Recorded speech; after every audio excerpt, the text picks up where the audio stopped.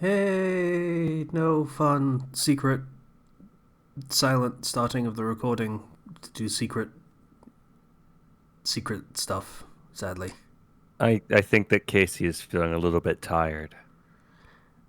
Casey woke up a half an hour ago to watch the anime that no one else watched, so. Yeah. Yeah. Whoops.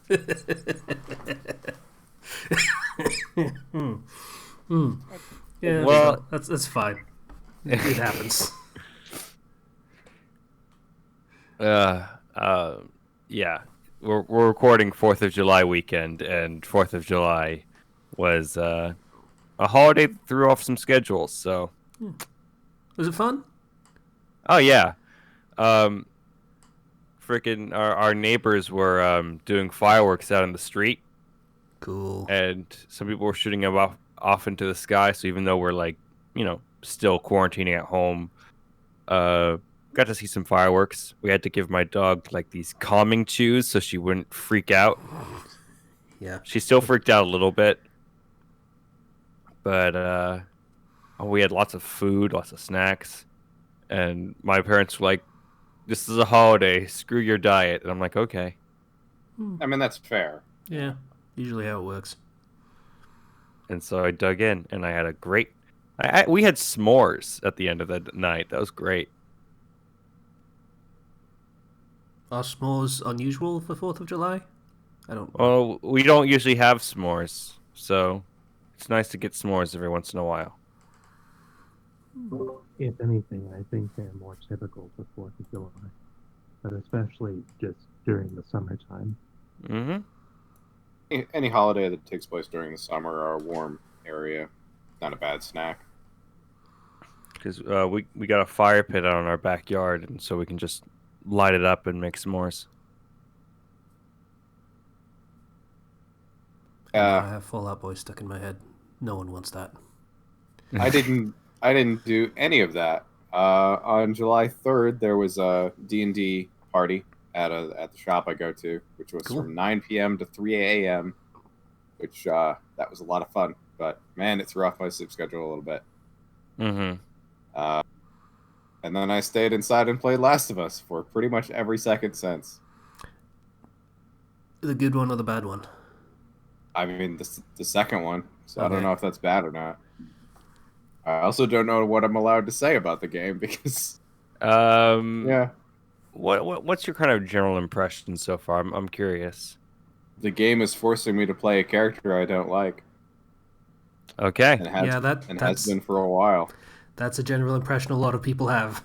Is yeah, like still don't understand it.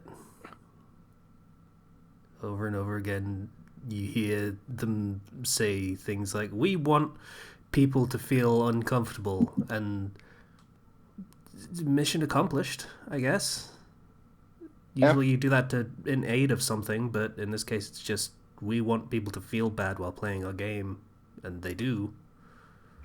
So I mean, I'm assuming the intent because this is a long section of the game. It's like a third of the game so far I've played is this character, uh, and all it's managing to do is make me feel really satisfied when she gets bad news that all of her friends are dead or dying because of things that Yeah. I did, and it's great.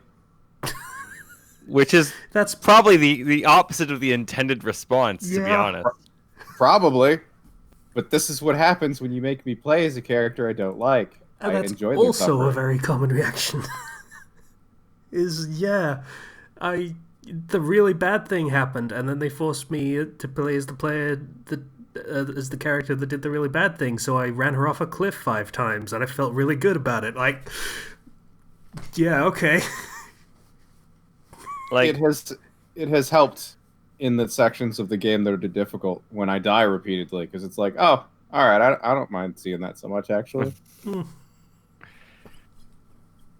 I feel like when you have the core quote unquote message of your game being violence is bad, that usually there's a more nuanced conversation around that. But for everything I've heard about Last of Us 2, it is violence, misery, violence. This person is awful. This person is also awful. Look at these people. Aren't they awful? Now play as them. Yeah, Be awful. but I bonded with this side of the conflict first, so I'm on this side. Yeah. Actually. Yeah, I mean, if everything's that's equal a thing. and you meet one party first, you're gonna side with them because practically it doesn't matter. So all you've got is the bond that you already forged, and by that metric, there's an inherent bias. I will say though, mechanically speaking, I do appreciate that the characters do play differently. The skill trees are similar, but definitely lean more towards stealth or more toward combat, depending on which character you're playing. I saw a take on that from someone who very much doesn't like the game so far, and has mentioned something that I feel there is something later in the game that they're really, really not going to like. But they had a take on the whole how the different characters play that was interesting, but I don't know whether it holds water.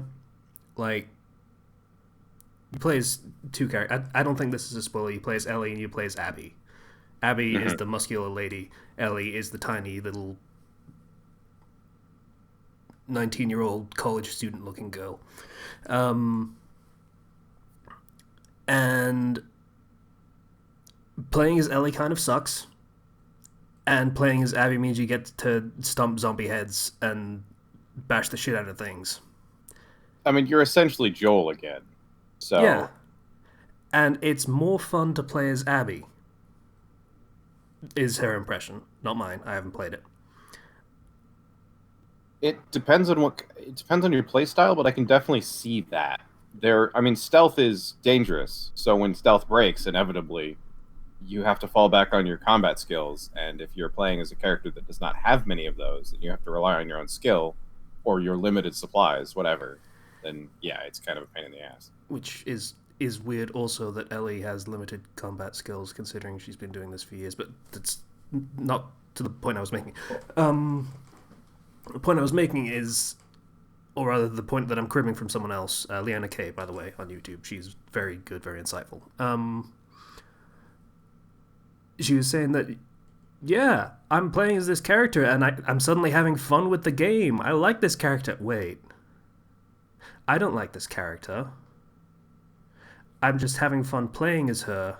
I actually hate this character. I have no reason to like this character, but the game is kind of manipulating me to like her because her gameplay is more fun. Was her impression. Yeah, and I'm curious if that's intentional in any way. If they made Ellie's kind of inferior to incentivize you to like the character more faster.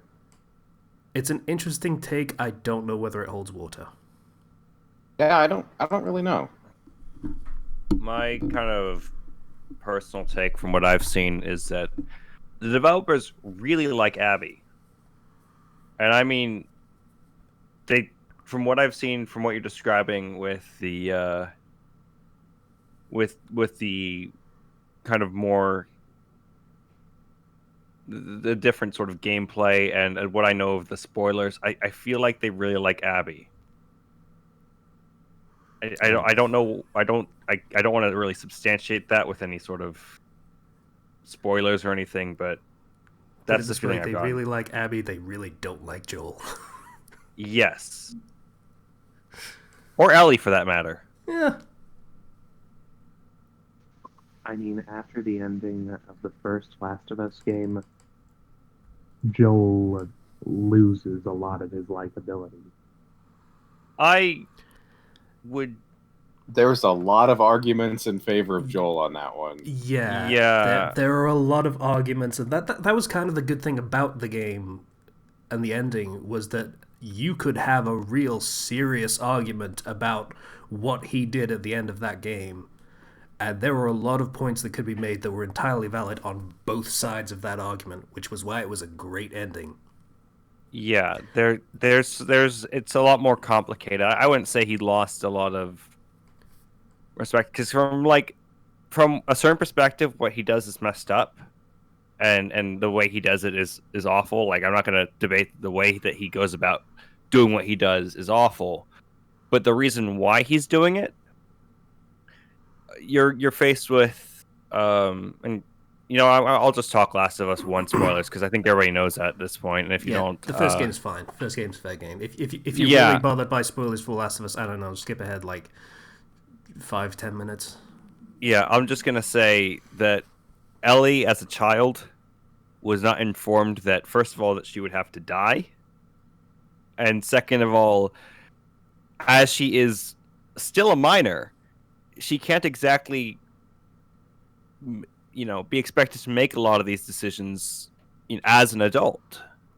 It's she's still very easily able to be manipulated, and she's still not fully grown.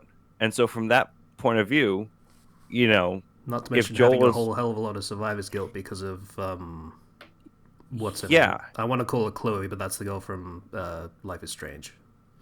Riley, I think her name was. Riley, I Okay. think. But when you look at it like that, there's no way she's going to make a decision that is not influenced by the mental trauma that she has suffered and in a clear mind. And again, she doesn't know that this is going to lead to her death if she agrees to this thing. The only thing that Joel did definitively wrong, the only line he stepped over was shooting the doctor. Yes. Or doctors. Though they were definitely innocent people. The rest were soldiers.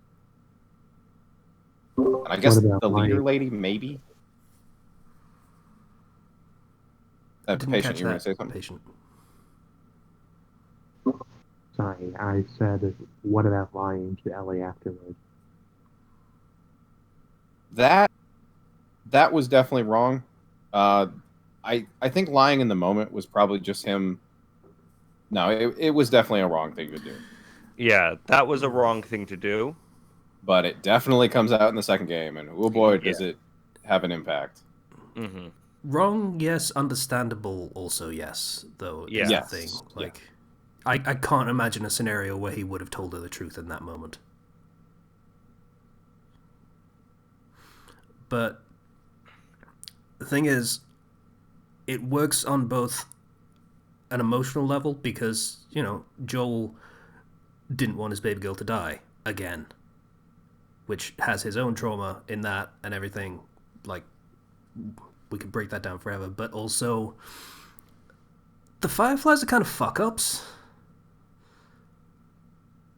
Like, that was canonically a part of the first game, was you would find collectibles and shit and notes and things like that, and all of them just paint the Fireflies as kind of meandering morons that don't have good leadership, don't have really any clue what they're doing. They've had people with immunity before, and they didn't get anything worthwhile from them. They did the same experiment to them, and it killed each one of them with nothing worthwhile coming out of it. Yeah. Oh, So I didn't realize that, actually. Yeah, so even practically, it's not really worth it.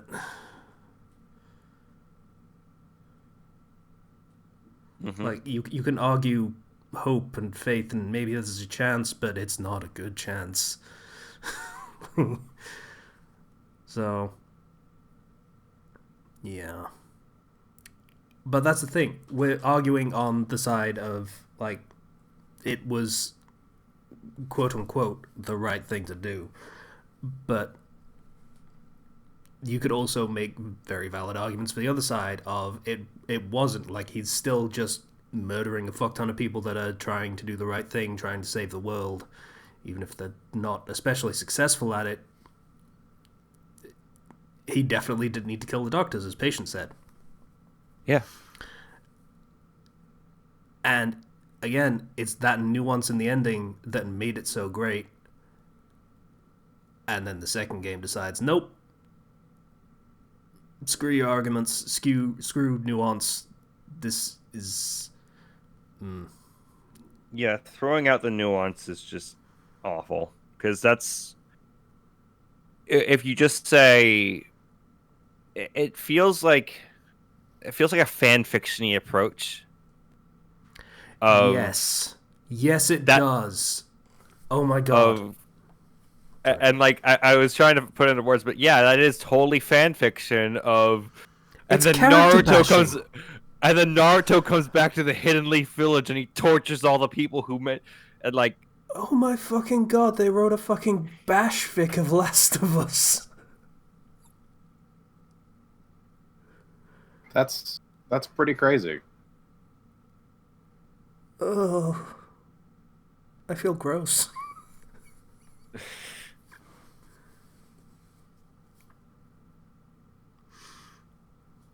Yeah. I am enjoying the game, gameplay wise, story wise. It's up in the air. I'm gonna, beat the game first before I really give solid judgment on it. Mm-hmm. I look forward to your thoughts. Yeah. There is a moment in the game you're probably not going to like at all. I imagine. Like, if I don't get to kill Abby, I'm gonna be really pissed.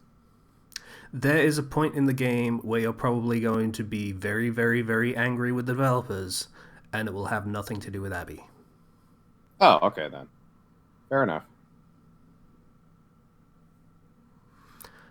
So, yeah. But on Metacritic, it has a very high score. Almost every game has a very, very high score on Metacritic at this point. I heard that came out that like there were certain journalist groups that were afraid of getting blacklisted by Sony. That happens. So they just high score. No, I can't trust professional games journalists anymore because that's the situation they have to be put in. Either give it a good review or get blacklisted forever. Yeah. There are very, very few I trust, and it's usually the ones that are like, I don't give a fuck if I get blacklisted. I've already been blacklisted by like 8 different companies. Who gives a fuck anymore? I'm just gonna say what I think. Mm-hmm. So like, your Jim Sterlings, your Giant Bombs, that kind of thing. Like the ones that have proven some level of credibility. Yeah.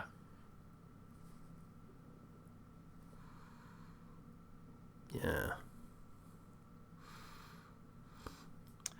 So yeah, that's last. We kind of just jumped into conversation without even like weeks. I guess that is my entire week. Really? I guess like the game store I go to. I just thought of the perfect title. The Last of Flux. That's pretty good. Finger guns. Anyway, sorry. But the game store I go to, they talked about starting an Adventure League or becoming part of Adventure League, but they don't. That'd be cool. Most players don't like Adventure League because of how restricting it is and how, I don't know, assembly line can be. So they're going to try their own kind of thing, where all the DMs are going to agree on what's okay and what they're able to give players, and you can carry your same character into different games. So basically the same thing, but it's just at the shop. And so I'm pretty excited to see what they're going to be doing with that. They've been very open to suggestions and ideas and stuff like that. So initially they were just doing races from the PHB and Volos, but I lobbied for Warforged to be included, things like that. So they're open to things, which is nice. Good old Warforged. That's a fun idea. Like one of the guys who used to play a Bard Bugbear is now playing a Triton. So I don't know what his class fun. Is. Yeah, I don't know what his class is going to be, but he's a very eccentric player, so I'm sure it's going to be entertaining. Because Tritons get racial spells, I believe. I think so. They get something. I played a Triton for a while, and one of their racial spells was, I believe... No, it wasn't... Okay, so it was either Fog Cloud or something else. I'd have to double check. But like Fog Cloud, Wall of Water. yeah, Fog Cloud, Gust of Wind, and Wall of Water are the racial spells they get at different levels. Fog Cloud is very good if you're playing a Trident Rogue, because it's just get away. Yeah, I'm kind of surprised at the wind one. The other two make sense because water, but So I'm assuming I've never actually heard of Tritons, but based on context, I can assume it's like a fish man type thing. yeah, They're pretty much. basically just mermen who are like, we are good and we guard the deepest, darkest reaches of the sea against all invaders, and we are the ones protecting you, landlubbers. You know. They're Atlanteans. Yeah. Yeah, my comparison was so like they're a good version of the Sahwajin, which is a very similar Yes. thing. Yeah. Aquaman would love these people. Yeah. So my rough character idea is based heavily off of an Ava, the Bardiel. And my full character name is Bardiel Killbot. And so far, my only goal is to just reach the kill count to shut down.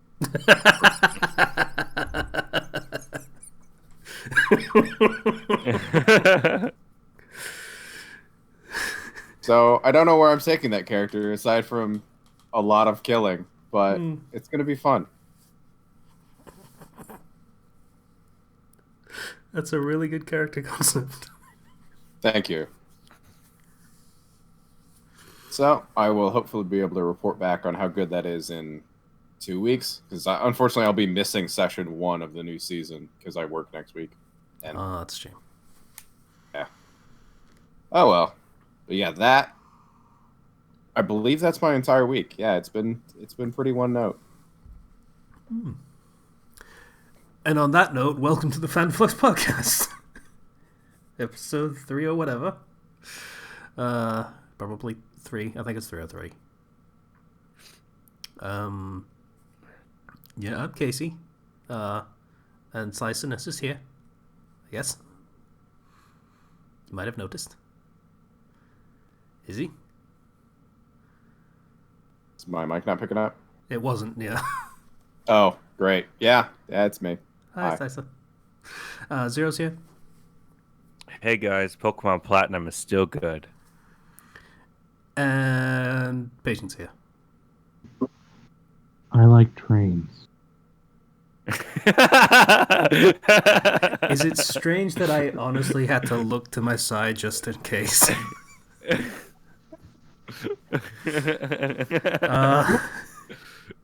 Yeah. Also, rip in peace, Kenshi. He's not dead.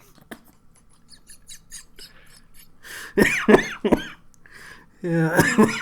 that was the thing of like freaking people out for like 30 seconds of like, wait, what? In the Discord, that was so stupid. Yeah. But no, Kenshi's fine. One day he'll return One day. gloriously. So, I'm gonna go next. Yeah. Okay. Because I All got like, do I have things to talk?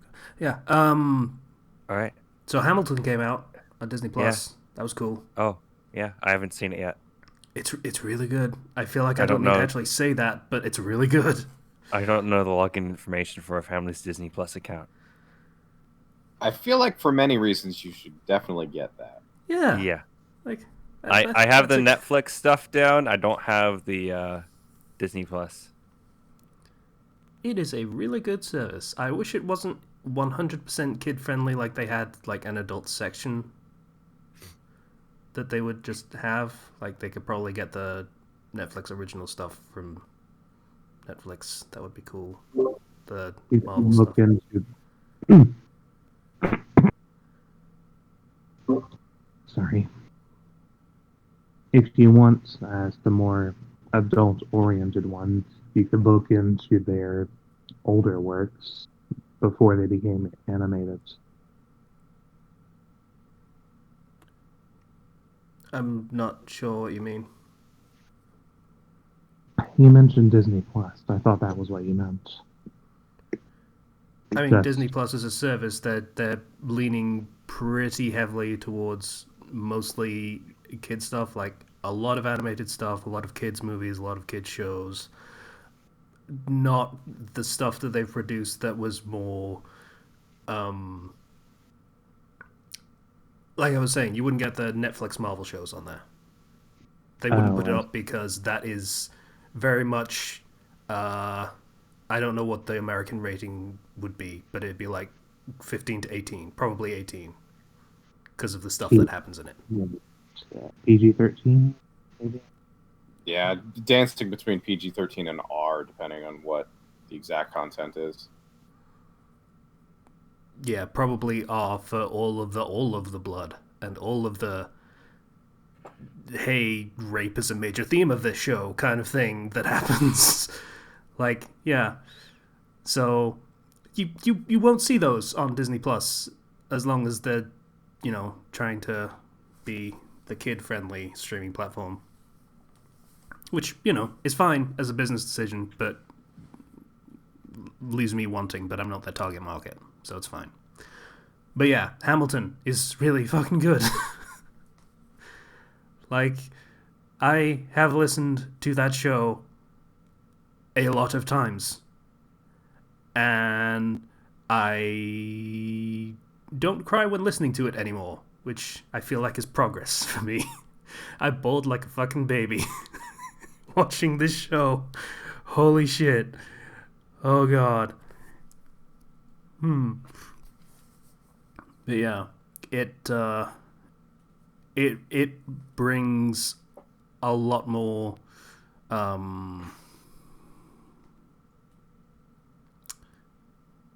feel like I'm very out of my depth because I am not a theater person. But Well, I am a theater person. it brings a lot more to the experience to see the performers, to have them reacting naturally, like actually acting rather than just, it's very clean in recorded album format. But with it being a stage show, you get them actually doing the acting rather than having to do everything through voice. Yeah, And that you get helps the a lot. acting, you get the improvisation, you get to see all that blocking and stuff the way it was intended. And I didn't know about the whole rotating stage thing that apparently is more common than I realize in theater nowadays. Oh, they did a rotating stage for it? Yeah, Oh man, I love those. it's so good because it simulates like camera pans and shit. It's fucking. It's really hard to work with though because Oh, I can imagine. Like I was watching all the fucking the chorus just moving props and everything to put it in the right place so that it would move along the track. I was thinking, holy shit, the logistics of getting that right every fucking night. Oh my god. scene transitions. I once did a one act competition play in which you do it in one act and you don't do any scene transitions. So everything that is on the stage is everything that you're going to use for the entirety of your play. And yeah, it logistics. Yeah, it was a fantastic show, and I want to watch it again. Like right now. I want to watch it now. Yeah. Yeah, that was a good experience. Joining us this week, but we need to cut things short so that Casey can watch Hamilton again.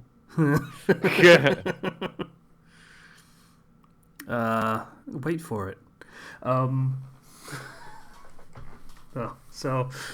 god, the Hamilton references are going to be back. All right, so aside from that, I heard the fucking finger guns.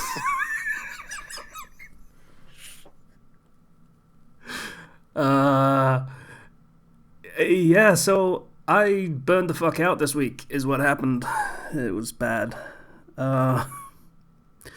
So I have an informational announcement to make for the well-being of all of our listeners and friends and stuff, and you schmucks also. You know how they say, like, if, you know, you shouldn't eat things that have gone past their sell by date and stuff like that, and you hear about, oh, it's not really a big deal.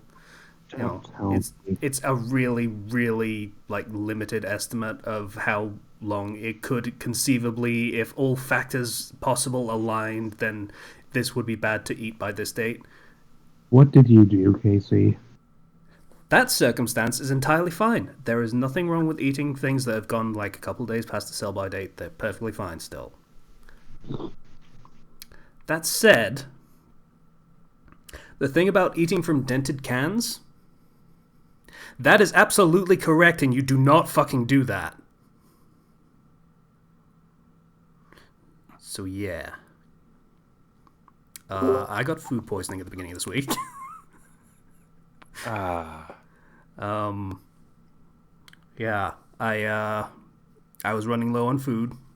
Well, like store bought food. So I was like, okay, I have like 1,000 cans of stuff that I could eat from all the stuff that the government program sent me. Okay, can of meatballs, a can of beans, chuck it in a bowl, microwave it, do it up, cool.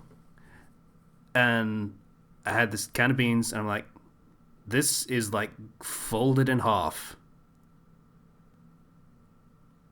That's probably fine. And it was not fine. It was not fine. I had a very rough few days where, you know, feeling sick and heart's about to explode out of my chest and stuff and sweating up a storm and bad things happening in the room of the house where bad things happen. And that's how I lost half of my week. With that. I thought you were going to say half of your weight. No. But... Yeah, me too. But I don't know. I ran down the stairs yesterday to open the door for a package, and I felt my gut wobble. So that's probably not a great sign. But yeah. Not great. I need to get out of the house. I need to get into shape again.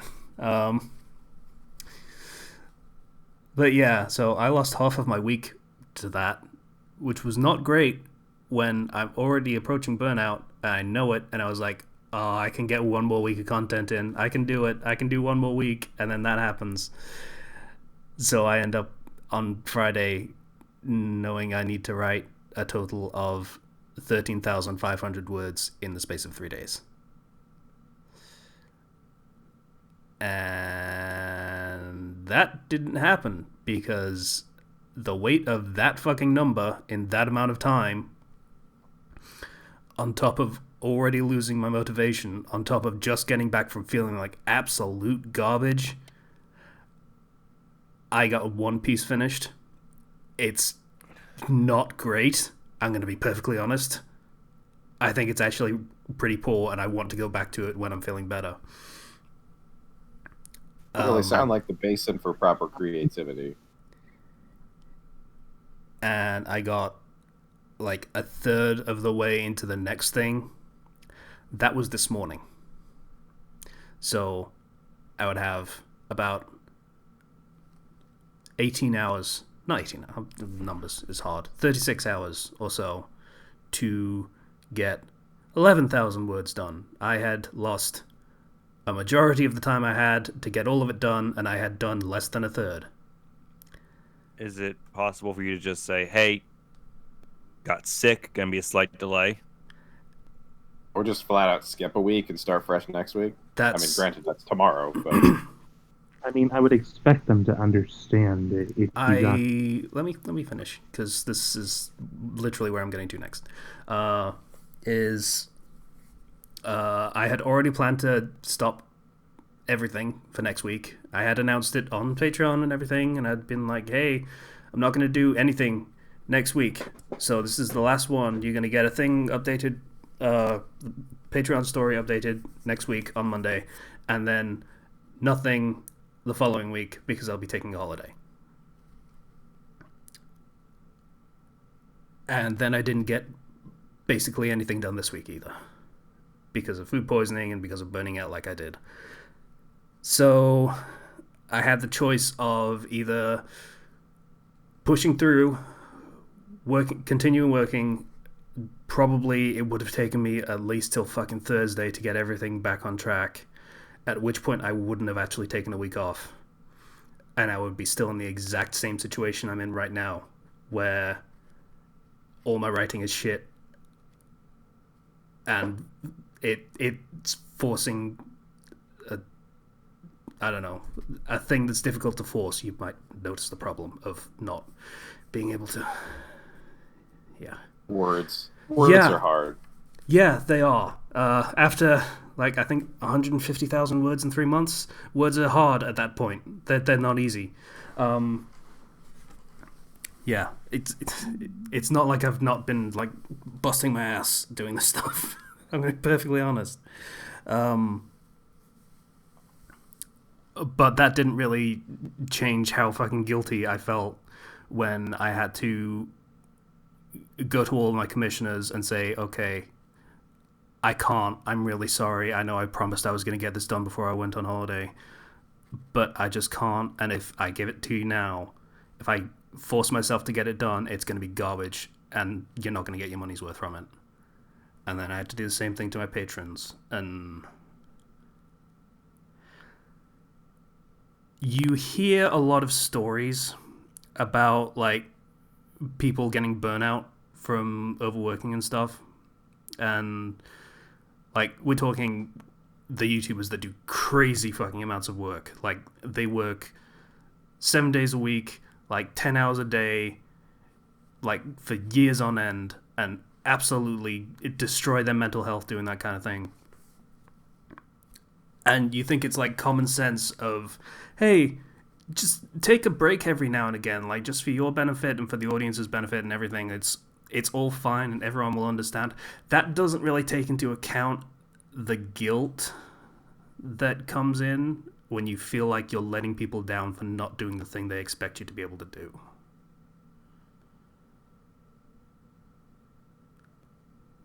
Yeah, that is understandable. I know there was a service by one of the DMs at the shop that I go to. He did one-on-one D&D through Discord, and the service got so popular that he burnt himself out in a couple of weeks. So, I mean, it can creep up on you. Yeah. Thankfully, pretty much everyone's been understanding of that so far. I mean, it's entirely possible I will lose some patrons from this, which I understand, which is the worst part, because I know I need a fucking break. I know I do, and I know it's going to be shit if I just try and keep forcing stuff out. But I will also understand people that just say, no, I came here for content, and if you can't give it to me, then I'm going to leave. That makes perfect sense to me. Anyone who genuinely thinks that shouldn't... I mean, their money is still good because it's money, but I don't value their opinion in the slightest. No one has said that. I'm going to reiterate that. No one has actually said that. Good. And no one has withdrawn their patronage. Patreon terminology is weird. No one's done that yet either. We'll see how that shakes out. But yeah, I would get it, and I said as much in the post. So, I don't think that's going to be the case, though. I mean, I follow quite a few different people, and this isn't uncommon for people to just take a break.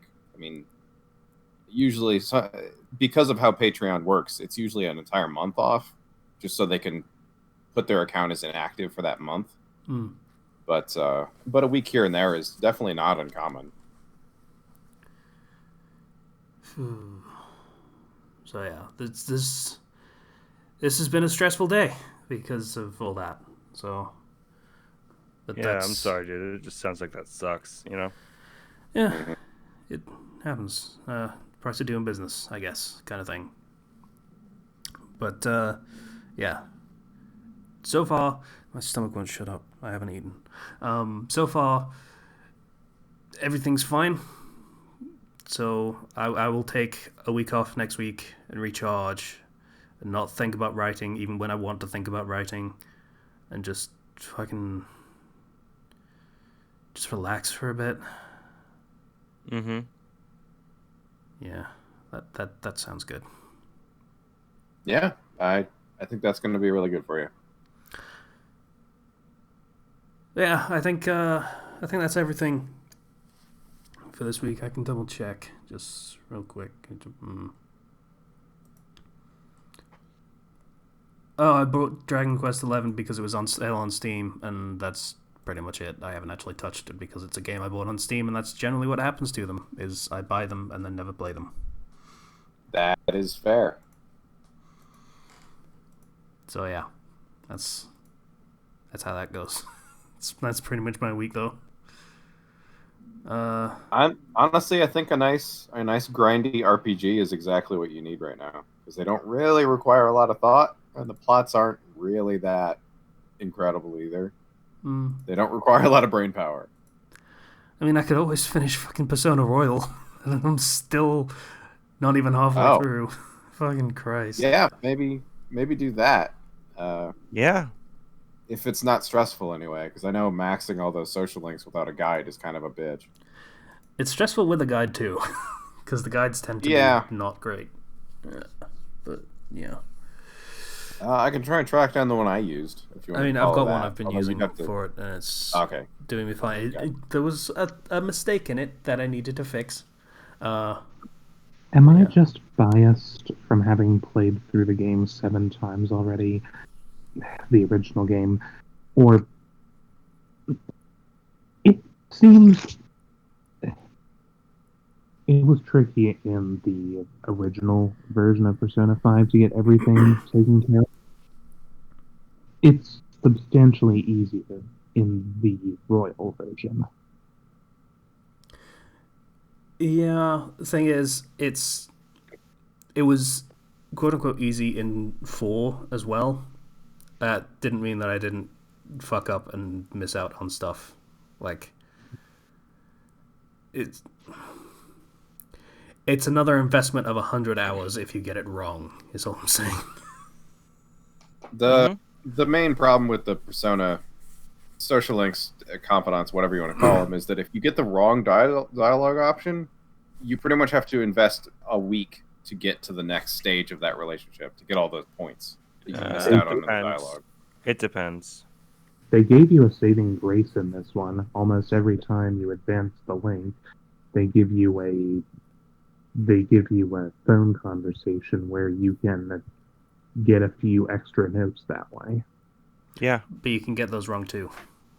Yeah. Mm-hmm. I just followed a guide because I was like, you know what, I'm screwed. I'm not going to go through this again on New Game Plus. I've beaten this game twice already. So for my Persona 5 Royal, I'm just going to use a guide, and then I was stress free. Yeah, you want to do all the things, you want to get all the things because it's the definitive edition, and like you say, you've already done it once. You know what it's about.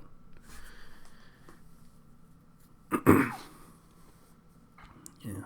But Yakuza would be good too. Still haven't finished that. Or like the 50 fucking other games that I haven't finished yet. You have a lot of things to choose from. I do. That's usually a problem, though. That's how that works. I mean, it's the first worldiest of the first world problems, but you know. Yeah, but that's all I got. Patient, how you doing? How's it going? You good? Yeah. I'm good now that I have a weekend.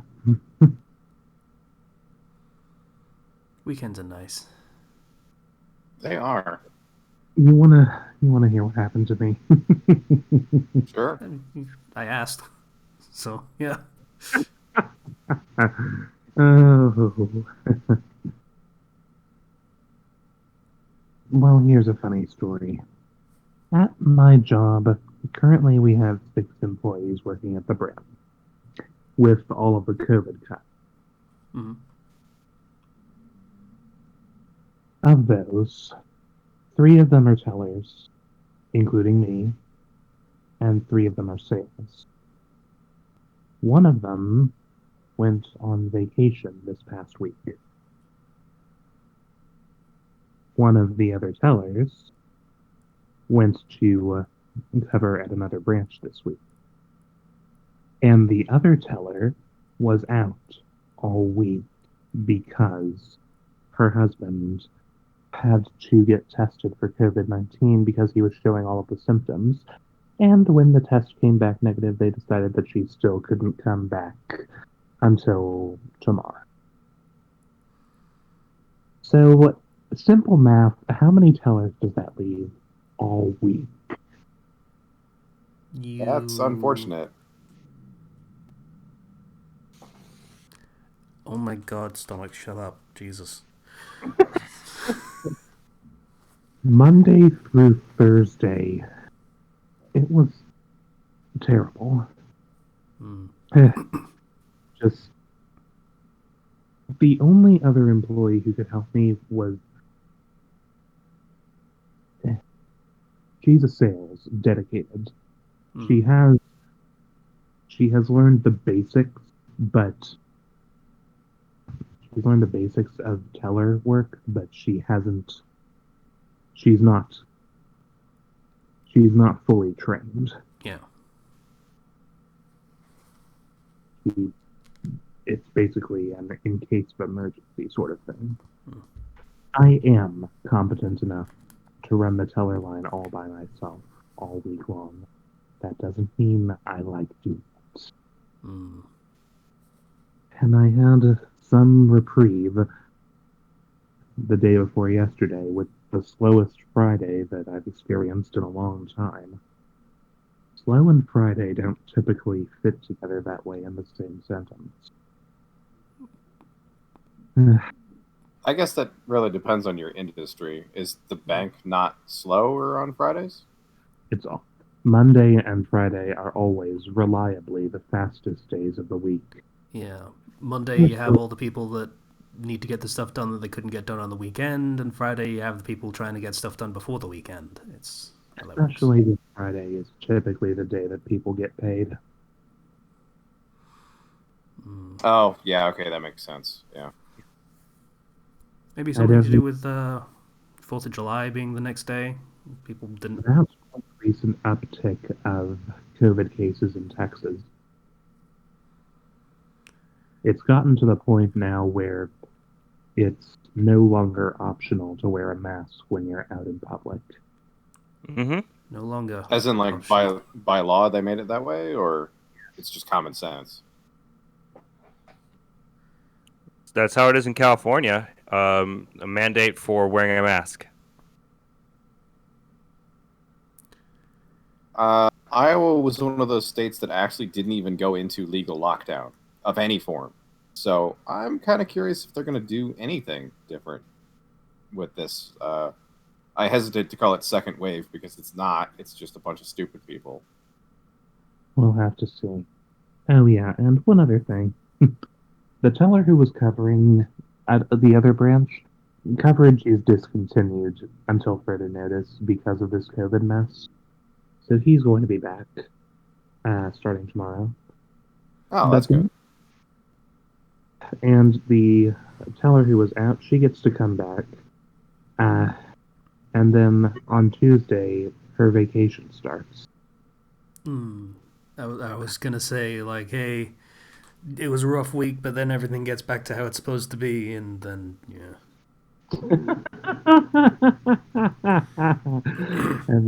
How long is her vacation? Is it just for the week, or? At least 1 week. Possibly 2. Yeah, everyone's taking their vacation around this time. Honestly, my manager has been talking about retiring, putting in her 2 weeks notice, essentially since I started the job. None of us know how much longer she's going to keep it up. But all of us, pretty much all of us, are determined to walk out as soon as she does. And the only hesitation I have in that regard is 2 weeks of paid vacation. Yeah, That's one of the I benefits. guess take it when you can. I mean, Yeah, planning to. when you feel like it. Yeah. I was wanting to see about waiting until this pandemic wore off, but probably not going to be before the end of the year. Bless you. And it starts at the end of the year. Oh, and here's hoping that I don't wind up fired. Because the company has, as a joke that they seem to think isn't a joke, they have forbidden us from getting overtime. And how do they expect the store to what? Yeah, they can't do that. Not unless they're going to give us permission to turn customers away, and that's out of the question. So this past week, I got 2 hours of early time. Only two? They assign us to work 39 hours a week.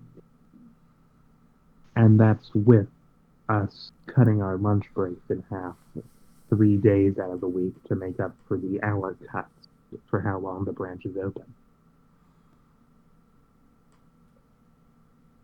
This just sounds completely Wait. awful. Wait, how long are your lunches? Hour.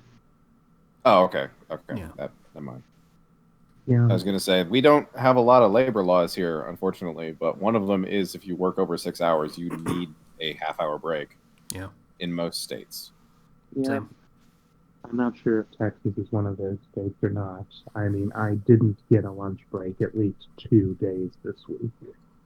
Not one where I was able to clock out. I had enough of a reprieve to get something to eat, at least.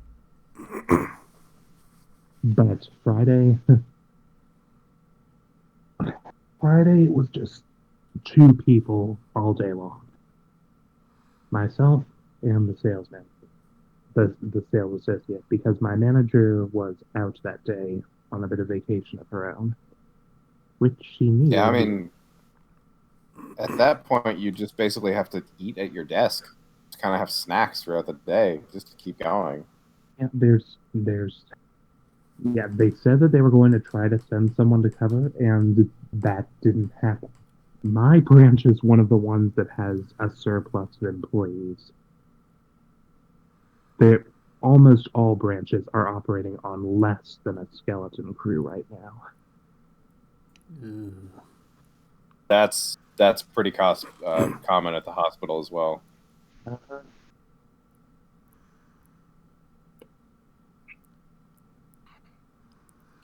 So yeah, that's what my week was like. Lots of stressful work.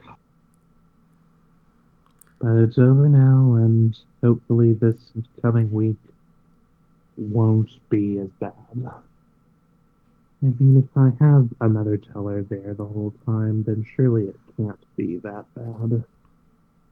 Well, at least you'll be able to, use the bathroom when you need to and eat. So. Yeah, that's...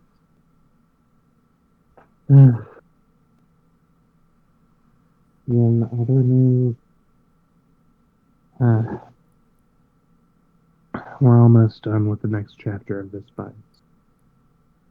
Yay. Sweet. Yay. Sorry, you added that as a kind of a downbeat moment. Yeah.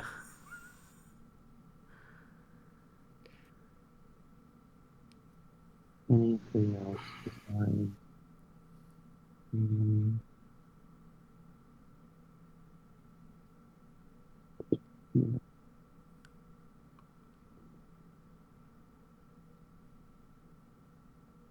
Much else has been going on. Aside from me grousing about being unable to play Persona 4 Golden now that it's been released on Steam for PC only, not Mac. Oh, Mac gets screwed so badly. It would be in really poor taste after you talked so much about how shitty it is work for me to give you shit about being a Mac user it would be really poor taste. The temptation is there, though. My mother works at Apple. It was never my choice. Oh. That's not your fault. Yeah. I mean, I don't dislike the system. Some things seem more convenient than the Dell computers that I use at work. On the other hand, I'm not sure how up to date those are. Yeah, work computers is a bit of an unfair comparison to, like, consumer models. That's... like, yeah.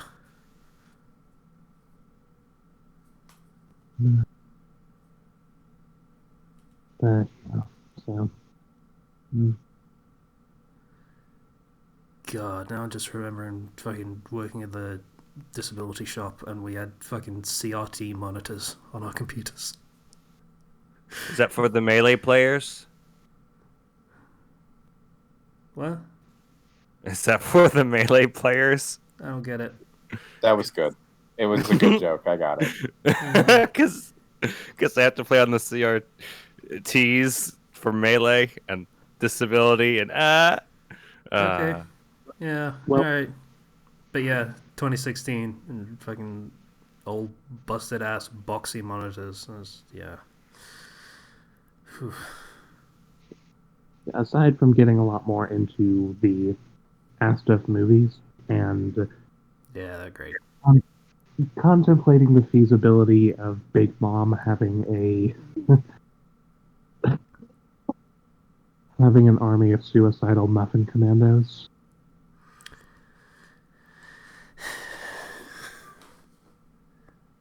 That makes far too much sense. yeah. I think Why it would works. you let me so. die? They just explode. No, they're the muffins, not the mine turtles. But like they want to die, and if they're working for Big Mom, then they're probably just gonna explode or something. That would seem in character. Like, she doesn't seem... I don't know, I haven't seen fucking the Whole Cake arc yet. But she doesn't seem the type that would be I read in the for... Whole Cake arc. She wouldn't be in for poisoning food. That seems like anathema to her. She'd be like, what? You did what? No. Oh, and when we shared that with Discord, we had Third Fang, that Third Fang, say, "Great, now I'm thinking of Kaido's alpaca smile minion doing beep beep. I'm a sheep." God Beep, beep.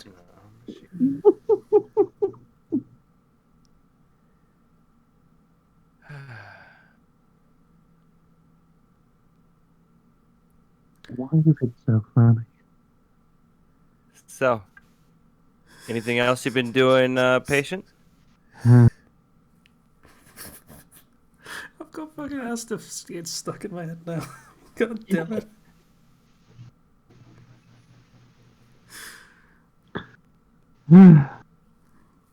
No, not much else that I've been doing. Though I'm going to be making a nice big helping of chicken parmesan after we're done here. Chicken. Nice.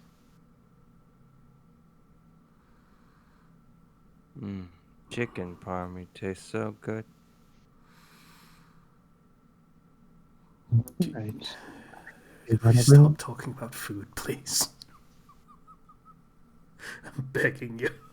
All right, can I take control and say my week now? Go for it. All right. So, I don't know if I've mentioned this, but since February, I have managed to lose and keep off 50 pounds. Yay. So, Congratulations. That's very. yeah, it feels very good. And especially now that like it's hot and it's summer and I can go in the pool and I'm like, yay, I'm going in the pool and I'm not just flapping everywhere. I started running on the treadmill because I've been using the elliptical for a while. And at first, I went and before I did the treadmill, I went and I was like, I'll just go run outside with my mom. And I ran 3 miles, and then my legs just melted for a week. Yeah, that sounds about right. And then yesterday, I ran 2 miles, and it was completely fine. As it turns out, you got to work up to it. Who knew? Yeah. Yeah. But it's like when your mom says, "Oh, you're probably gonna go faster than me, and do better than me," and I'm just like, challenge accepted. Well, challenge accepted. I beat my mom home. I ran it faster than her, and I destroyed my legs for it. Cardio isn't one of those things you challenge yourself to something right away. But then, you think about Dragon Ball, and you're like, wait, no, Dragon Ball is having a net negative effect on my life right now. Stop trying to be Goku. Stop trying to do the Vegeta. Okay, I have a plan. I need you to almost kill me. It didn't work out for you as well, I guess. No, I don't have a Zenkai boost, unfortunately. Or maybe I do, or maybe it just is on a longer delay. But The Sensu Bean would be nice. I mean, Sensu bean. Sensu Bean. That aside, I have been playing Pokemon Platinum again because I missed it. I missed Pokemon Platinum. I went through and I transferred all my Pokemon from all the various Pokemon games into Pokemon Home. And I was just like, let me just go back to Platinum because I hate grinding for getting a shiny in Pokemon Sword and Shield. And it's killing me. So I'm just going to play Platinum and enjoy it. And Platinum is good. can you just not resist the urge to get a shiny? Is that the problem? Or There is. So I was playing Pokemon with a friend, and they beat me with their team twice in a row. And so I was like, okay, this one Pokemon I have, my starter, Cinderace, doesn't have his hidden ability, which could be very useful. But if I'm gonna go with a new Cinderace, it might as well be a shiny. so you can beat your friend and flex on him at the same time, obviously. Yeah, I get it. And so 300 eggs later, I'm dying. Holy Christ! What? So I went back to Pokemon Platinum. Yeah, suddenly that makes more sense. All right. Yeah.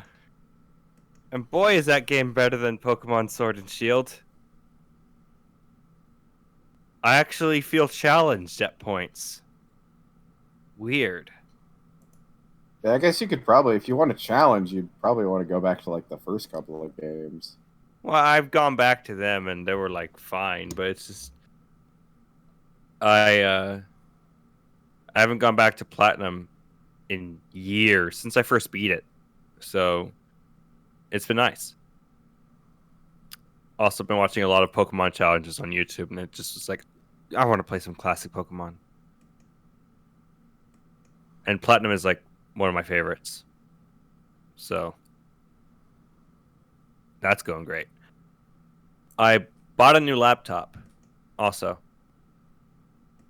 We went into Best Buy, and I walked out with a laptop that I had previously. The previous day been like, maybe I'll get a new laptop, and then I walked out with a new one because my old one has a busted fan that is super, super loud, and it's also kind of falling apart in several places. Oh, yeah. So the new laptop is a 2-in-1, so it can be a touchscreen. And I bought some styluses, so I can turn it into a tablet and draw with it. Which, as a DM, sometimes you have ideas for certain things. It's like, I need to draw this because this doesn't exist unless I draw this. Makes So sense, yeah. So having that is a nice resource to have. This Thursday we're going to be switching over my friend Dawn is DMing a game that we've been in for a while, and she's switching it over to Starfinder from D&D 5e, which Starfinder is a kind of a sci-fi fantasy mix that is essentially Pathfinder in the future. So we'll be moving over to a whole new system, and I'm looking forward to that. It looks fun. I like Dawn. She's great. Yeah, she is. She's playing Xenoblade right now, Definitive Edition, and it's nice because like years ago I tried to get Dawn Xenoblade for the Wii as a birthday present, and then we tried to put it into the Wii, and the Wii's disk drive was broken. Oh, Ooh. well, shit. So then for her recent birthday, I got her Xenoblade Definitive Edition. It's like, I have corrected the wrong. All has been made right. Did it like eat the disc, or did it just flat out not work and you guys It- never got another Wii? It would not. Her Wii would not open and like lit the disc in. Oh, okay. I thought you put the disc in and it didn't work, and then it wouldn't come back out. It's like, there's a disc in there already. Okay, we'll take that disc out and put Xenoblade in. It's not coming out. Oh, Yeah. As situations go, that's not quite as bad as it could have been. Like, yeah, could have been much worse. I do remember the Xbox 360 that I had when I was in university, and I was super excited for, I think it was Fable 2, that came out that day, and I was annoyingly excited about that game, apparently, according to my friends at the time. Put it in, start it up, get to the title screen, cool, let's go. And then it crashed. Yeah. Okay. Restart it, get to the title screen, start it up, crash. Okay. Pull it out of the fucking disc tray. There is a burned ring on the disc. Like, just, it's been scored in a perfect circle, like halfway from the edge. So, yeah. That's about as bad as Yeah. a fucking broken disc tray can go. Is where My it Xbox actively did starts that to- destroying your games. My Xbox did that to Perfect Dark Zero, but I mean, nothing of value was lost, so that's fine. Yeah, that's fine. I remember when I was trying to play Halo Wars, the real-time strategy game, and then my disc just decided to stop working. Hmm. Great. It got Guess sick I'm of not saying playing all this. Units. All units. But all units. All units. we all units. We started like as a family, my family, we've been watching Cobra Kai, which is it's coming to Netflix with its third season, but it is currently like on a YouTube premium thing, which it's surprising because it's actually very good quality. It is set modern day, many years after the Karate Kid, and we follow the bully from Karate Kid 1, who is now grown up, and his life is a mess. He's divorced. He doesn't talk to his kid, and he's just poor and drunk, and eventually decides, well, what happens is there's this kid that's getting beat on by these teenagers, and he beats up the teenagers and saves the kid. And the kid's like, "Oh, I wanted to learn what you just did," and he starts taking that kid in and teaching him karate. And this eventually leads to him reviving the karate studio he was once a part of, Cobra Kai. Huh. All right. That sounds cool. And you know, he has a very poor relationship with Daniel LaRusso, the Karate Kid, and they have their whole rivalry, and they just don't get along. And yeah, it's very, very enjoyable. The characters are very well written, and there's a lot of depth to them. It's like this: you get to see the bully's backstory, and you get to see him gradually begin to change. Because, yeah, I really appreciate taking the stereotypical 80s bully and then turning him into a more nuanced character who's still kind of a bully, who's just like, I don't know what a computer is. That's nerd stuff. It's like, dude, it's 2016.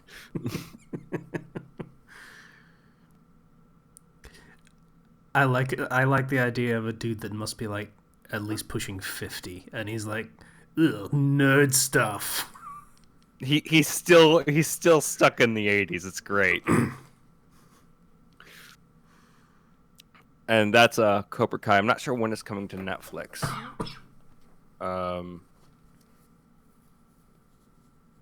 I believe. Oh, let me see. Yeah, I'm not quite certain, but I know that it is, and it's coming with the season 3. Yeah. All we know is later this year is what we've been told, which probably was maybe delayed because of COVID. So. A lot of productions have been delayed, yeah, unfortunately. But yeah, that's a very good series. And the whole like Cobra Kai is about strike first, strike hard, no mercy. It's like all about offense. Then the Mr. Miyagi style is all about defense and balance. It's just rival fighting game characters. It's great. Yeah. Kind of want to watch it now. Not gonna lie. Oh, and and like there's a lot of twists. It's really good. Also, I started trying to play See No Alice, the mobile gacha game that was worked on by Yoko Taro. And Keiichi Okabe, the guy that did the music from Nier. So it's both of them. The ones that you really want worked on this game. And I've played a good chunk of it. I don't like it. I played like a half hour of it. It forces you to play in portrait mode, which means it forces you to have the screen as small as possible. So all of the UI elements are as small as possible. I can't play it. I can't see it well enough. But that's just a poor decision on their part, though. Kind of. So One Piece Treasure Cruise does the same thing. Anyway, sorry. The game takes place in this location called the Library, where all of these stories of classical fairy tales and such are fighting these monsters called nightmares so that they can revive their author. So I picked, you get to pick one of these characters as your, like, when you start. So I picked Alice from Alice Wonderland. Avatar, though, because like you do all of the stories. Yeah, you can do all of the stories and unlock all the characters. The reason why you want to roll the gacha is for weapons, and some weapons can lead to alternate classes or basically just costumes for your characters. It is one of the worst gachas I've seen because I feel like the gacha aspect is completely unnecessary. It's like, yeah, I get weapons, but and the gameplay is boring. It's just boring. Yeah, kind of. It forces you into. You have 4 CPUs with you on single player. Okay, hit one button. Okay, in the total combined 3 waves of a battle, I've hit 3 buttons. Yeah. It is boring to play. There are character stories and weapon stories like in Nier. That you can get by upgrading weapons and such, but honestly, they don't really feel worth it. There's not a lot of That's the worst. If something just isn't even worth the effort of doing, that's bad. it just I went through all of chapter 1 for Alice. I beat 10 sections and I got nothing for story essentially. All it was the basic premise that I just mentioned earlier, that was just repeated. In that I would beat a chapter, I would beat a section, I get one line of dialogue or monologue from my character, all pertaining to the same sort of idea of, oh, I got to kill to bring my author back. Oh, I'm in pain. But I only get one dialogue exchange for beating all of chapter 1 between these two puppet characters and Alice, and it is literally 2 lines that Alice says. One of which is, "Shut it." That feels a little on the lacking side, to put it mildly. Yeah. So for a game about stories, it Lacks really a fails story. at making it. Yeah, it really fails at having a story and making it compelling, which is a shame. Because I like the aesthetic, I like the music. It's fine, but It's not just a shame, it's strange. Like, like I say, Okabe's doing his thing. Music is great. Yoko Taro, I have to wonder what his job on this one was. he wasn't the writer, that's for sure. Yeah, that's the impression I'm getting. Like, maybe he designed the aesthetic, I imagine. I think he was part of the design part. From what I remember of the opening credits. Design can So- mean a lot of things, though. Yeah, but it's not writing. Yeah. But if it's game design, then that's also a problem because there is no game, apparently, to the design. No, not really. It's just boring. And it feels like, okay, why? Okay, let me put it this way. You need 300 crystals, 300 Twilight crystals to do a 10 pull, right? Mm-hmm. So when you complete a mission, you get 1 crystal. If you complete all of the side objectives, you get a 2nd crystal. You get 2 crystals per section. So by the end of completing the story, like, entirely, you've probably gotten enough for a 10 pull, maybe. I mean, there's all sorts of other, like, objectives and events and everything that, like, fill that in. But just by doing the story alone and by doing the missions, it is incredibly unrewarding.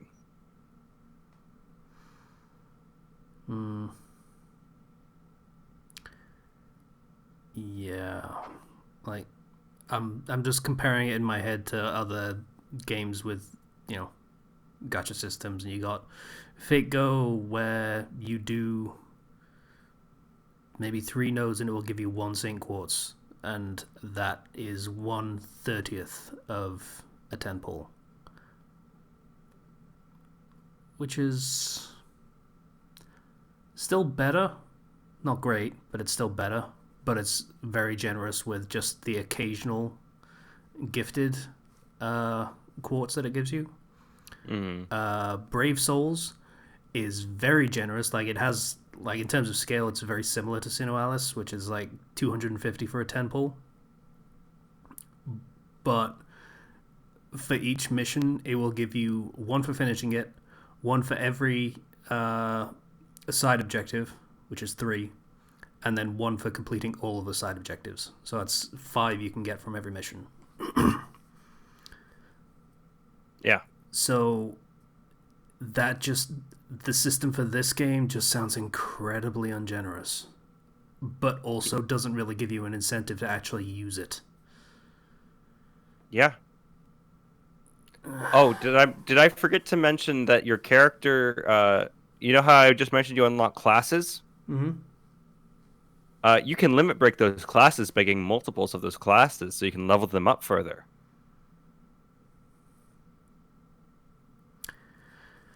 By Fun rolling the fact gotcha. about how that works, like they do like a first bonus thing like Epic 7 does, where if you roll, it lets you do a 10 roll at the beginning before you do anything, which is a little not great. Like, that's not how you're supposed to do it. You're supposed to let people know exactly how this works first and then let them do a free roll if you're going to do it this way. But they let you do a 10 roll, and if you don't like the results, you can do it again and again ad infinitum, which is great. Except it also reveals exactly how rare it is to get the things that you actually want. Like, I must have done like 100 rolls, and I got 3 of those class change ones. So Considering how rare material is for doing those summons, there's just no fucking point to any of it. yeah,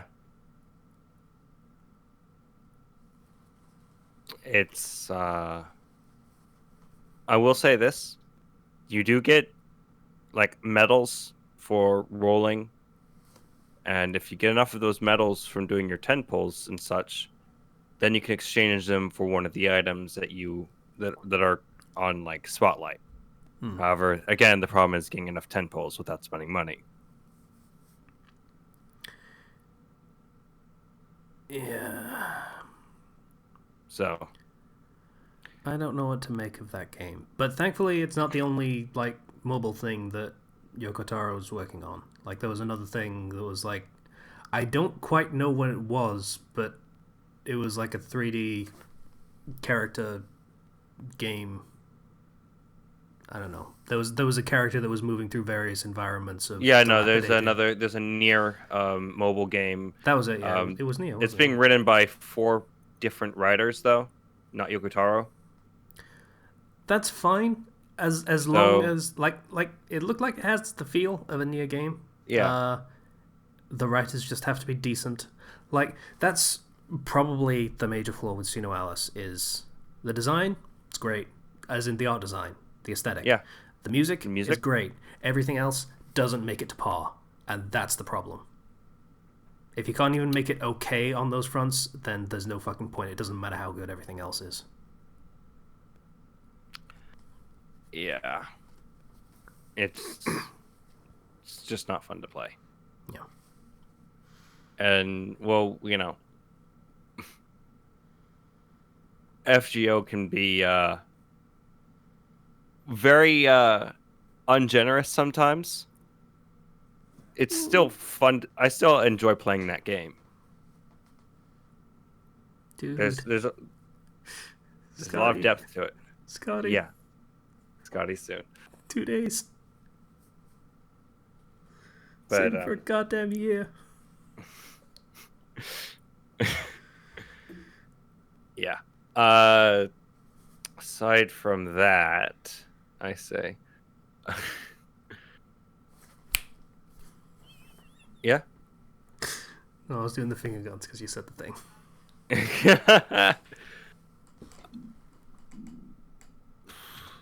Yeah, I'm trying to think, and nothing is immediately coming to mind.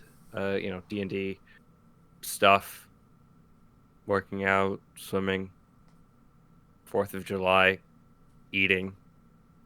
We ate burgers and stuff. It was good. Sweet. My dad's been. We didn't have the special burger yesterday, but we've been. My dad's been making these burgers where he's been stuffing them with cheese and bacon. Ooh, all right. It's really good. I'm sorry to cut in here, but I really need to get going to get started on. Oh, right. Sorry. Okay. Yep, See have you, a good one. patient. See you. And sorry for reminding you of food again, Casey. Oh, Don't don't worry, feel I'm about to- bad. I'm reminding him Zero's right doing now. some fucking dirty shit right now. I was about to say, Jesus. Yeah. It's really hard to make, but it's very good.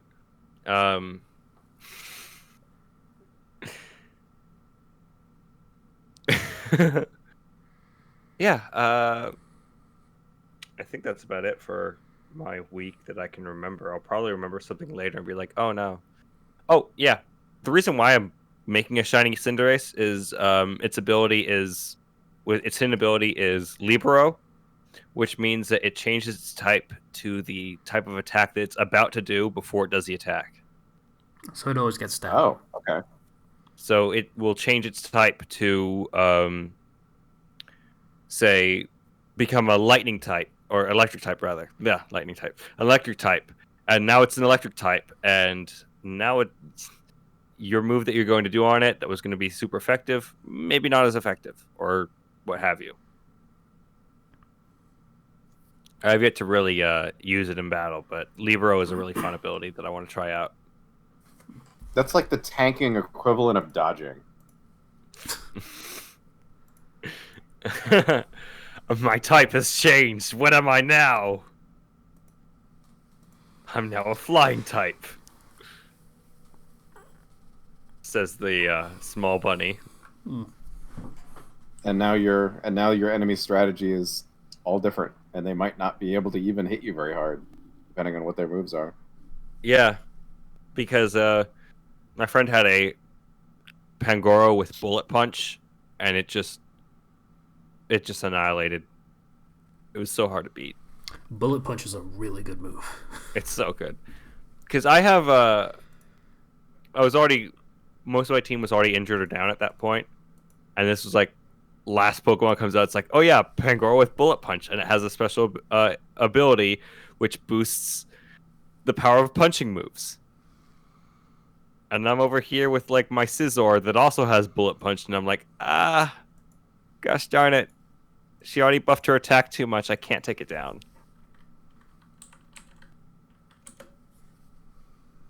So yeah, that was my week. Cool. It's a long episode, guys. We're like an hour and a half, but we're not done because Zero, the thing with I got Patreon came through just today. Yeah, it did. I was going to say, I also have a recommendation. Okay. What is your recommendation first, then? Okay. It is called Blood, Sex, Sugar Magic by Unmade Knight. Oh. It is a My Hero Academia story, where right after Bakugo blows up his journals in like episode 1, Toga comes across him, and she hears Bakugo tell Deku to kill himself, and she's like, "So you gonna do it? Can I watch?" And pretty much just throws him for a constant loop of not taking things so seriously, and kind of oddly inspiring him in a way. And it goes places. It doesn't go places quickly, but it is a very nice unrolling of kind of a want of a nail kind of thing. Because you do get to focus on the League of Villains, and all the characters are given character, and it's very entertaining.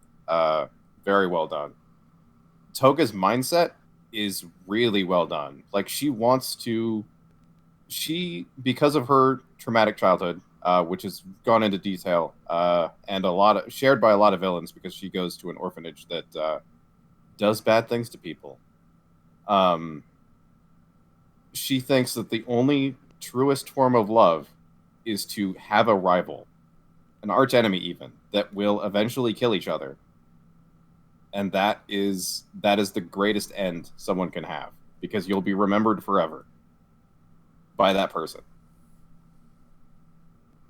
So she sets herself up to be Deku's arch enemy.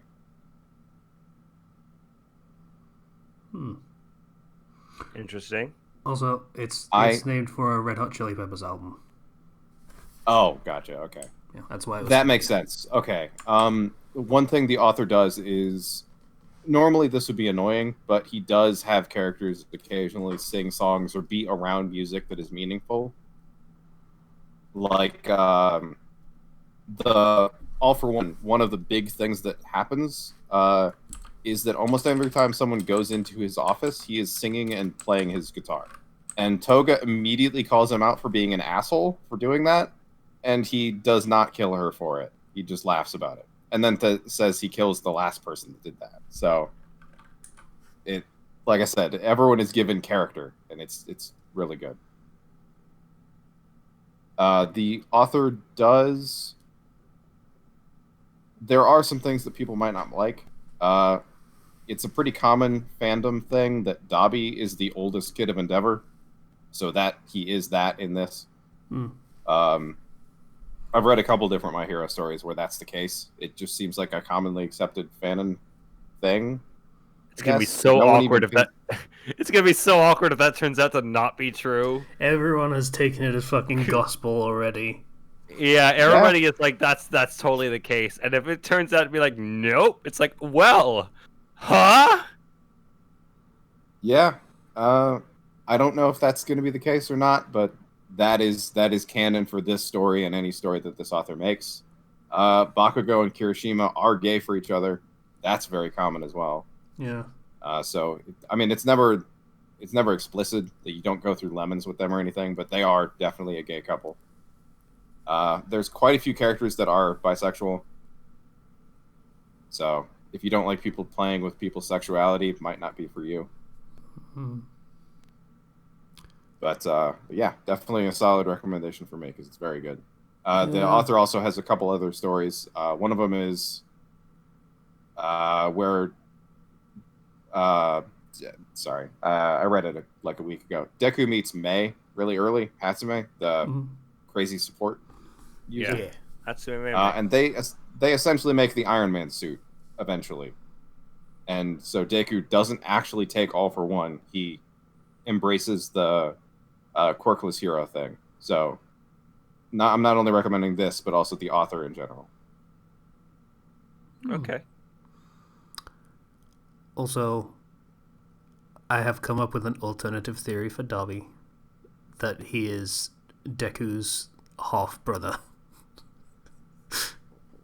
Because it's really dumb. Sure. And I would like it to be that dumb. Well, I mean, his dad has fire powers. Yeah. Deku's dad can breathe fire. This is never really talked about. Yeah. I swear, if that's the case, this is gonna be so great. If that's the case, I'm gonna get so many fucking internet points for calling it this early. Okay, I've seen this done a few different times where Deku actually had a quirk when he was young, but he ran across All for One. He was showing it off and being so happy about it that he stole it from him. There is implication that might have happened anyway. Yeah, so I'm curious if that's ever going to be canon or not. Like, I don't know whether it was officially confirmed that the Doctor was that Doctor. But, you know... Yeah.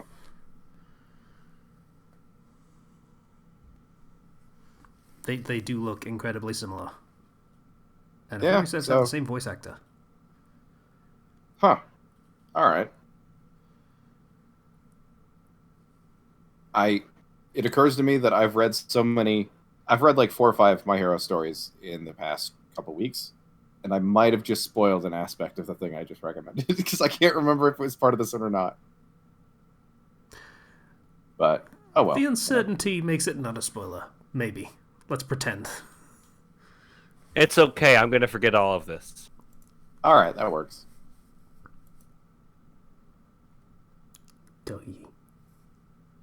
You know, the best thing about the Discord over the past couple of months has been Ryu's new dog. That dog is adorable.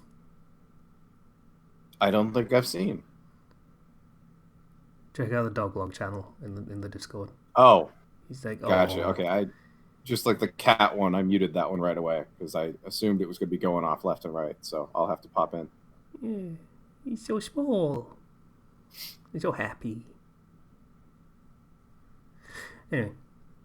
So Patreon and stuff. Yes. Patreon is a thing that exists. And it's very thank you. appreciated, even when things don't go great. Just saying. Thank you, all of you who have kindly donated to our Patreon during these world-ending times. Thank you for not saying trying times. I'm so sick of hearing that. No, I'm going with we're heading towards the apocalypse. It's gonna be great. Yeah. Thank you, Boy First, for your $20 donation. Thank you, Ethan F, for your $10 donation. Thank you, Bomber BCM, for your $20 donation. Thank you, Choper, for your $5 donation. Thank you, Ryu, for your $3.50. Always that amount. I'm not About quite sure why. It's the South Park joke. It's tree fitty. He's been making the same South Park joke for like 3 years. I don't know. I didn't really watch South Park. And you never got it. Like every time you've read this, you've been like $3.50. Okay, that's a number. Bit specific. Yeah. Yeah, I've never gotten it.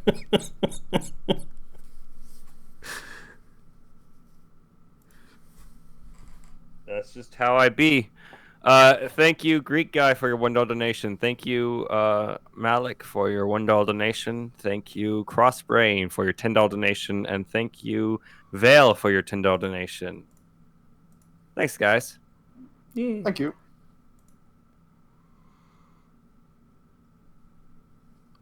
Well, that's Patreon. I'm so hungry, my guys. Yeah, I think food is in order. I got some raviolis with my name on them. I had a burger earlier. Yeah, I imagine you've got leftovers out the. We have so many leftovers. Yeah. We have like this typical holiday stuff. We have like this shrimp pasta salad that's really good. Okay, we're gonna leave and get food now. Okay. Yeah. Bye. Bye, See you everybody. guys. Podcast number stuff. Bye.